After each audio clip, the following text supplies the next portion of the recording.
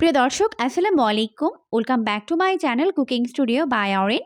আজকের পর্বে আপনাদেরকে চাউলের গুঁড়ার মধ্যে একটা ডিম দিয়ে সবথেকে সহজে সম্পূর্ণ ইউনিক একটি মজাদার নাস্তা তৈরি করে দেখাবো। এই নাস্তাটি তৈরি করার প্রসেস খুবই ইজি, যে কেউ খুব সহজে তৈরি করে নিতে পারবেন। একবার তৈরি করে দেখবেন, বারবার তৈরি করার রিকোয়েস্ট আপনার কাছে আসতেই থাকবে। নাস্তা তৈরি করার জন্য প্রথমে এখানে একটি প্লেট নিয়েছে। এখন এর মধ্যে নিয়ে নিচ্ছে 1 কাপ পরিমাণ চাউলের গুঁড়া। আপনারা এখানে ভেজা শুকনো যে কোনো চাউলের গুঁড়া ব্যবহার করতে পারবেন। এরপর এটাকে একটি সাইডে রেখে দিচ্ছে। এখন এখানে একটি বোল নিয়েছি, আর এই বোলের মধ্যে একটি ডিম ভেঙে নিচ্ছে। এখন এই ডিমটিকেও একটি সাইডে রেখে দিচ্ছে। এরপর চুলা একটা প্যান বসিয়ে দিয়েছে। এখন এর মধ্যে দিয়ে দিচ্ছে 1 কাপ পরিমাণ পানি। এরপর আমি এর মধ্যে দিয়ে দিচ্ছি 1 চামচের 4 ভাগের 1 ভাগ পরিমাণ লবণ, আর 4 টেবিল চামচ পরিমাণ দিয়ে দিচ্ছি চিনি।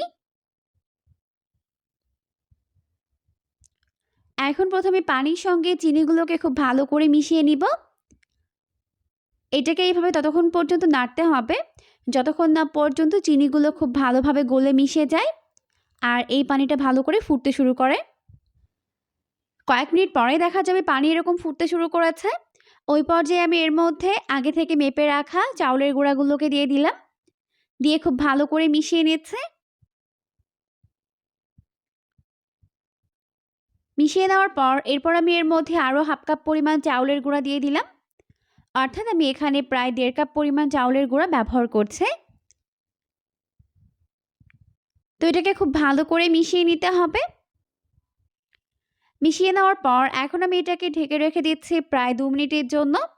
চুলার আঁচটিকে একদম লো ফ্লেমে করে দিতে হবে, আর এই 2 মিনিটের মধ্যেই কিন্তু চাউলের গুঁড়া ভালোভাবে সিদ্ধ হয়ে যাবে। তো 2 মিনিট পর ঢাকনাটিকে উঠিয়ে নিচ্ছে। এরপর আবার এটাকে খুব ভালো করে মিশিয়ে নিচ্ছে, আর এই পর্যায়ে কিন্তু চাউলের গুঁড়া ভালোভাবে সিদ্ধ হয়ে গেছে। এখন এটাকে চুলা থেকে নামিয়ে নিচ্ছে। চুলা থেকে নামিয়ে আমি এটাকে একটি বোলের মধ্যে নিয়ে নিয়েছি। এখন হাত দিয়ে এটাকে ধরা যায় এরকম একটা পর্যায়ে এলে এটাকে ভালো করে মেখে নিতে হবে। তবে এটাকে কিন্তু পুরোপুরি ঠান্ডা করা যাবে না, তাহলে কিন্তু এটা আবার দলা পেকে যাবে। তো প্রথমে এটাকে ভালো করে মেখে নেওয়ার পর এখন আমি আগে থেকে ভেঙে নেওয়া ডিম থেকে কুসুমটিকে আলাদা করে নিয়েছি।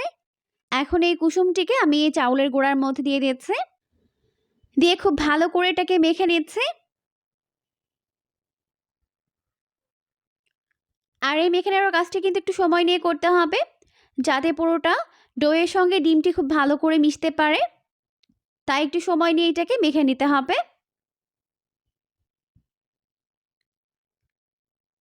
তো একটু সময় নিয়ে খুব ভালো করে এটাকে মেখে এরকম একটা ডো তৈরি করে নিয়েছি, দেখতেই পাচ্ছেন। এখন এই ডোটিকে 4টি ভাগে ভাগ করে নিচ্ছে।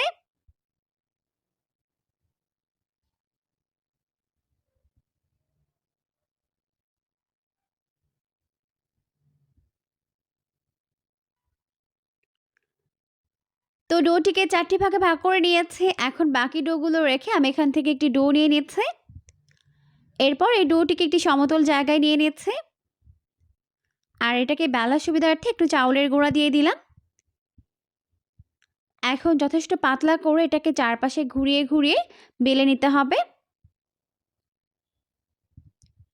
তবে এই রুটি কিন্তু খুব বেশি মোটা হবে না, আবার খুব বেশি পাতলাও হবে না, একটা মিডিয়াম পর্যায়ে থাকবে।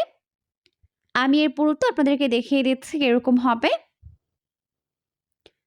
তো 4 সাইডে এইভাবে চেপে চেপেটাকে বেলে নেওয়ার পর আমি এখানে এরকম একটি কাটার নিয়েছি। আপনারা কিন্তু চাইলে এখানে এরকম কাটার না থাকলে আপনারা কিন্তু এখানে ছুরিও ব্যবহার করতে পারবেন। এখন আমি এটাকে এইভাবে 4 সাইড থেকে কেটে নিচ্ছি। এই কাটারের সাহায্যে কেটে নিলে চারপাশে একটা সুন্দর ডিজাইন হবে। তো 4 সাইড থেকে কেটে এটার অসমান অংশটিকে কেটে বাদ দিয়ে দিতে হবে।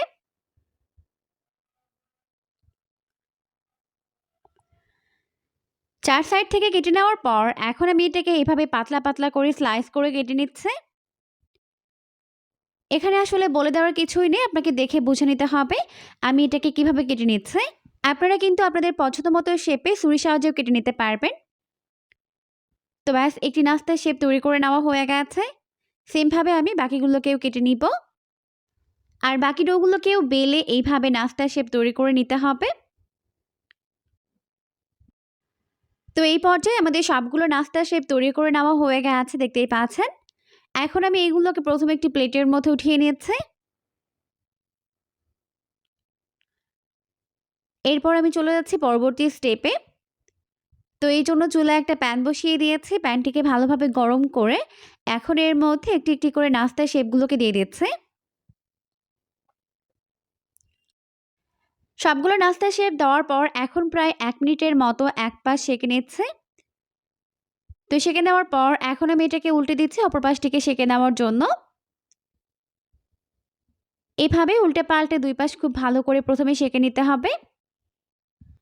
এই পর্যায়ে নাস্তার শেপগুলো ভালোভাবে সেঁকে নেওয়া হয়ে গেছে। এখন আমি এইগুলোকে একটি প্লেটের মধ্যে উঠিয়ে নিচ্ছি।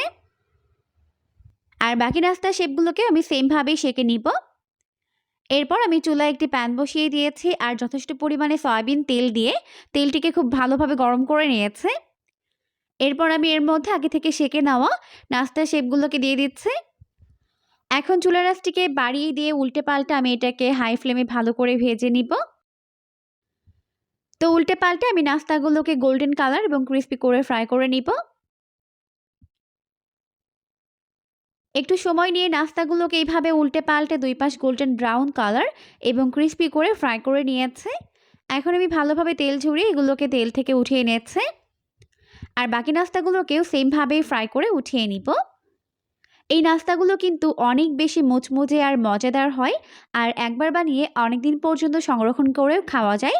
খেতে কিন্তু ভীষণ মজার হয়, অবশ্যই বাসায় ট্রাই করবেন, দেখবেন পরিবারের সবাই অনেক বেশি পছন্দ করবে। পরবর্তী ভিডিও দেখার আমন্ত্রণ জানিয়ে আজকের মতো এখানেই বিদায় নিচ্ছি। সবাই অনেক বেশি ভালো থাকবেন। আল্লাহ হাফেজ।